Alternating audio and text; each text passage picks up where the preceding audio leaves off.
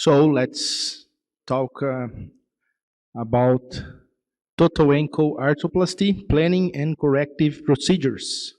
I am an enthusiast of the ankle arthroplasty.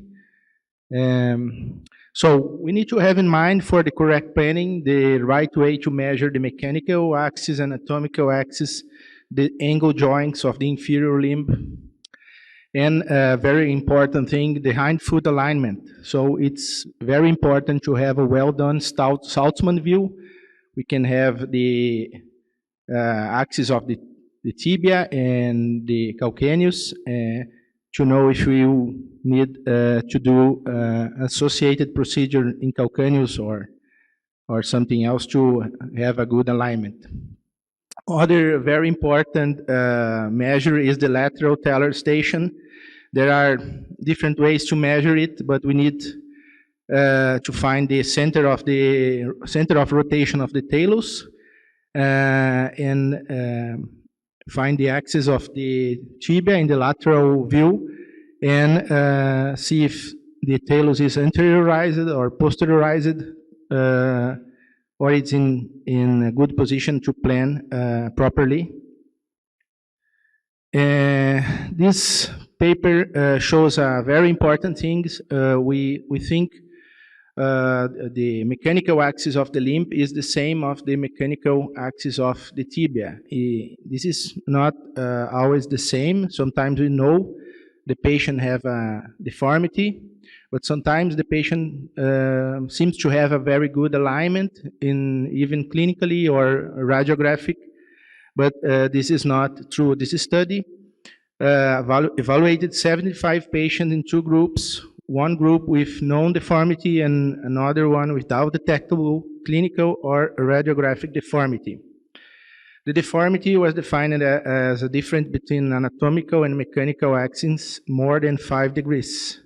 Two authors blindly measured between mechanical axis of tibia, mechanical axis of limb, and anatomical axis of tibia. Only 25% of the patients had a difference among these three axes less or equal to 1 degree. When comparing the mechanical axis of tibia and anatomical axis of tibia, no difference in the normal group and a significant difference in the deformed group, as expected. When comparing mechanical axis of limb and anatomical axis of tibia, in the normal group, 27% had a difference more than 2 degrees. In the group with deformity, 52% have a difference more than 2 degrees and 24% more than 3 degrees.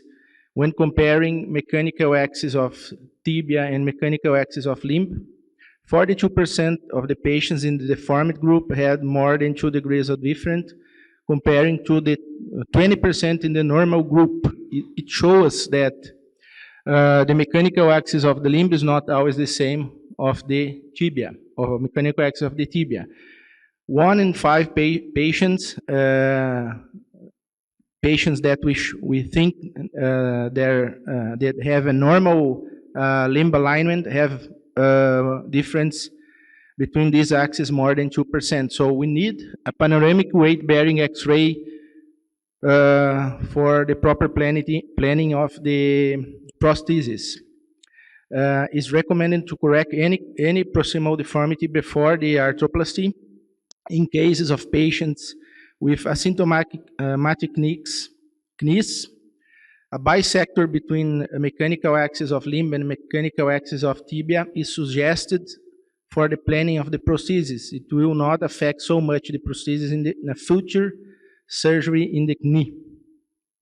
So this is one of our last cases. This is a patient that apparently had a normal limb alignment.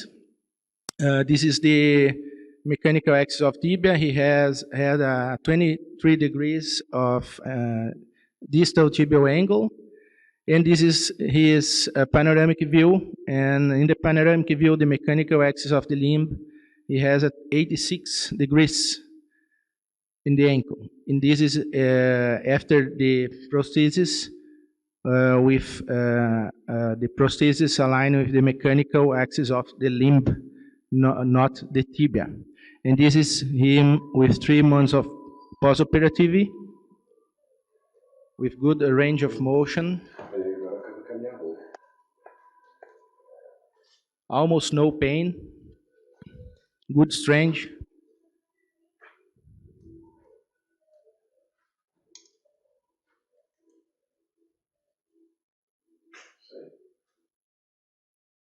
Here's some other case of planning, just to show this. It's very important to plan properly the prosthesis.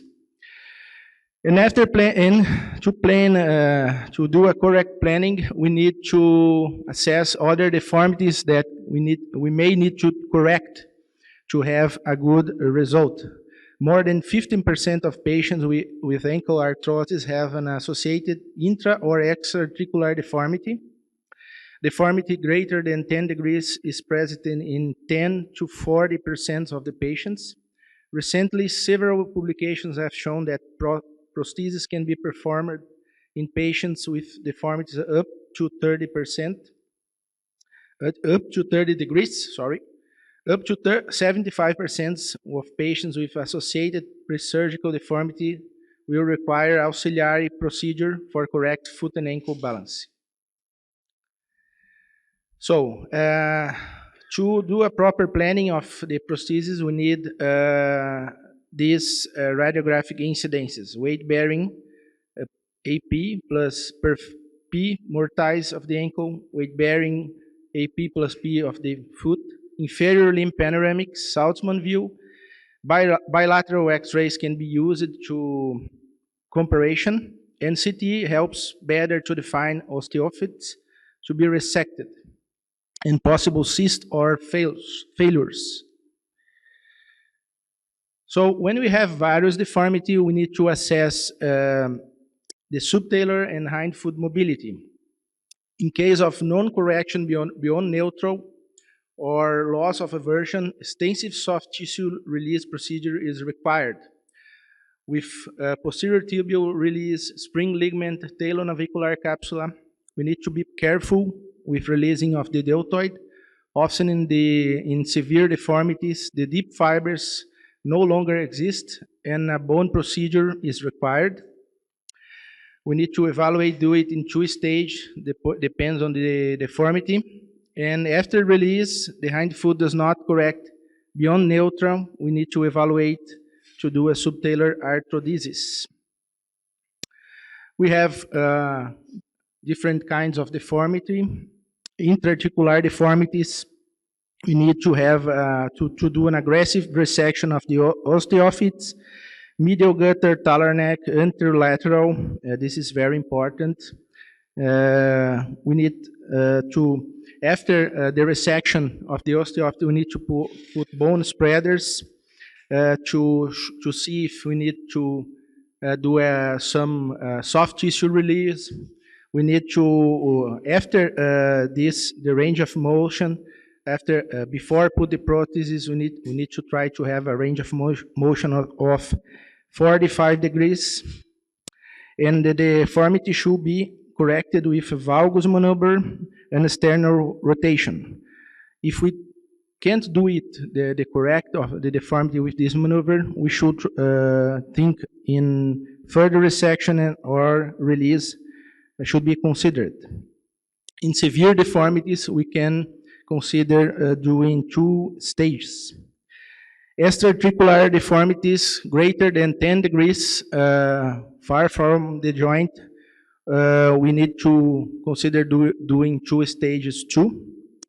Sometimes we need to do a malleolar osteotomy when we have a chronic deformity in varus.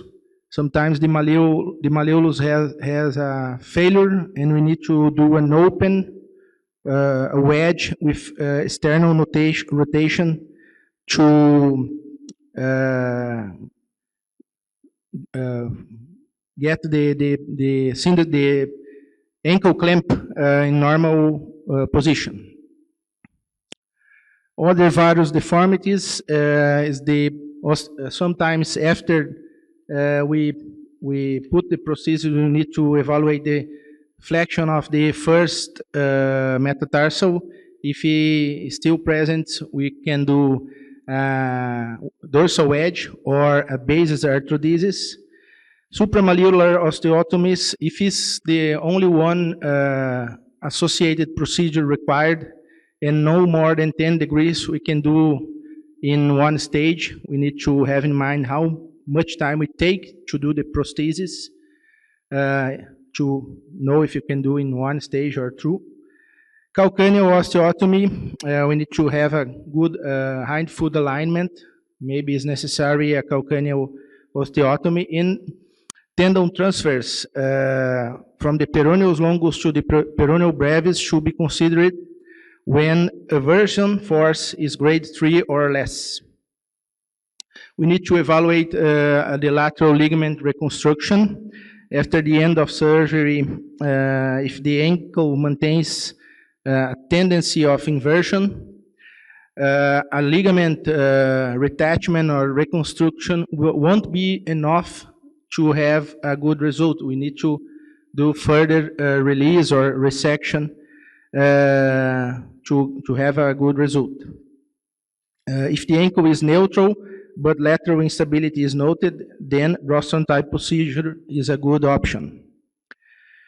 For the hindfoot arthrodesis in rigid or severe deformities, in case of significant arthrosis or adjacent joint, additional arthrodesis may be necessary, as this table indications.